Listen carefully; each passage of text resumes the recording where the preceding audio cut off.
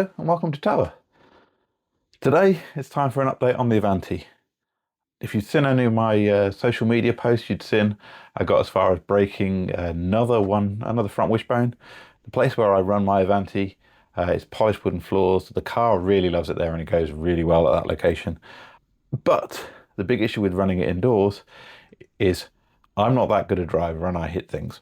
And so with it being a clockwise circuit, I tend to wipe out the front left arm and sometimes the rear left arm against walls, against any obstacles I can find.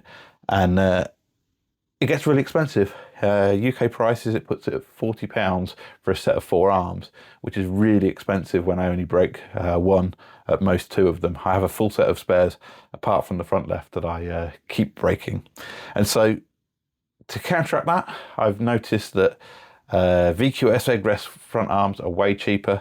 And so I was a bit reticent to do it originally, but I've taken the leap. My Avante is now running the plastic front arms from egress and the Vanquish, and well, so far it seems the better for it. You see on the front here, we now have, this is an extra speed front mount. I believe that's a weak point on the Vanquish, so I swapped it out for alloy, knowing that I'd probably break that otherwise. And so you see here, the front arms themselves are now plastic. Yeah, it was quite easy to do, quite painless to do.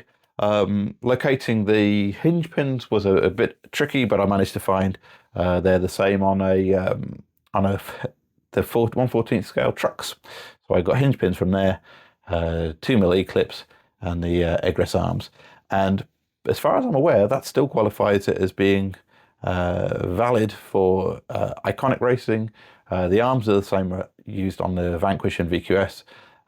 So that's the same age category, class category, and should still be valid for me to run it as I have done now with plastic fronts. I may upgrade the rears to the same, but I have got spares for the rear arms anyway. Let's have a little bit of a closer look at some of the features of my Avante, what makes it better, stronger, faster, that kind of thing.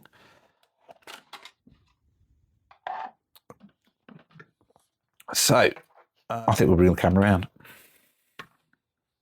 So it's mostly a stock Avante. It's an Avante black, hence why mine is metallic black with MCI decals. Beyond that, low profile core RC servo like I run on most of my cars. We've got extra speed bell cranks on here because, well, I break those as well. And one of the upgrades I did over last summer, or summer just gone, is switching around to brushless. It's a pain trying to fit a motor in one of these if you don't do it straight off the bat. But it's running 13.5 turn there and goes quite well for it.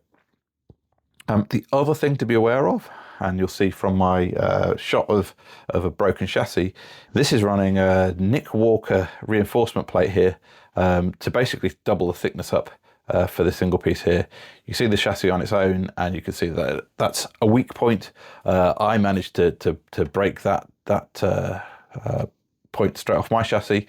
I'd run it for 2 years or so at that point anyway, so it's had a decent run, but I don't fancy replacing the chassis too often.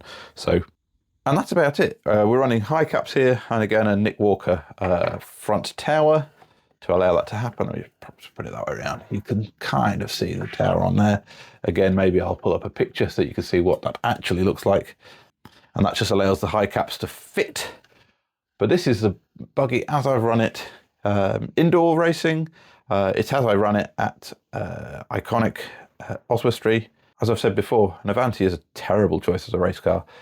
It is such hard work in terms of adjusting. There's not an awful lot of adjustment to be had on it, even though like all arms are in principle adjustable, including the lower arms themselves.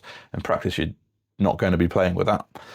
And even, I think the one big gripe I have is that the battery's held underneath as well, and so you're constantly playing with, you know, opening the underside of the car up to be able to get to change the battery over. As it sits, it will only take oval Tamiya style batteries. I'm sure I could convert it over to shorties. I did try square long lipos and there is not enough room. You could chop the chassis around to do it, I'm sure, but I have not chosen to do that.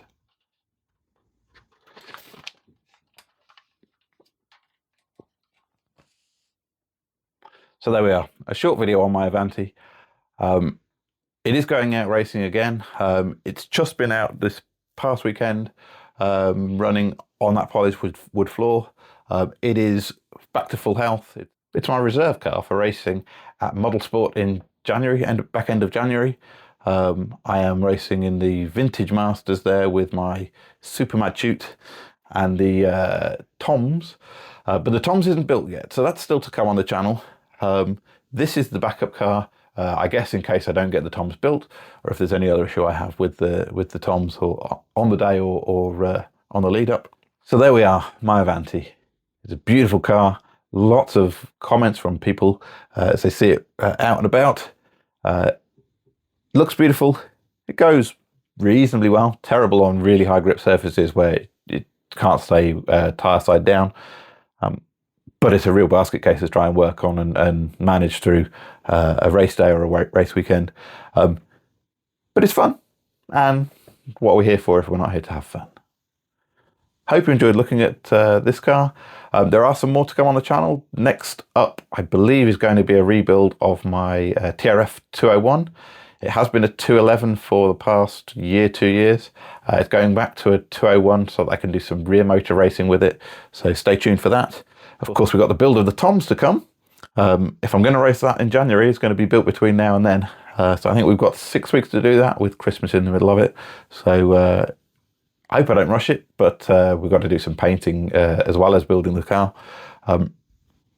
So stay tuned, stick around.